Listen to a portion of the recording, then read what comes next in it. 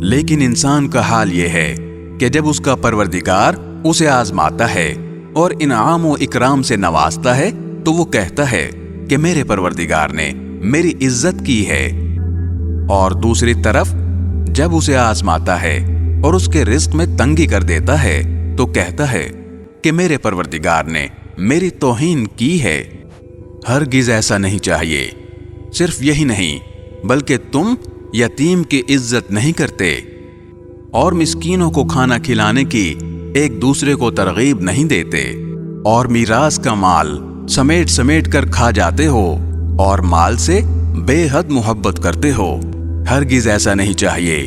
جب زمین کو کوٹ کوٹ کر ریزہ ریزہ کر دیا جائے گا اور تمہارا پروردگار اور قطاریں باندھے ہوئے فرشتے میدان حشر میں آئیں گے، اور اس دن جہنم کو سامنے لایا جائے گا تو اس دن انسان کو سمجھ آئے گی، اور اس وقت سمجھ آنے کا موقع کہاں ہوگا؟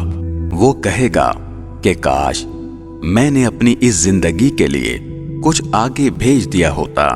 پھر اس دن اللہ کے برابر کوئی عذاب دینے والا نہیں ہوگا، اور نہ اس کے جکڑنے کی طرح کوئی جکڑنے والا ہوگا۔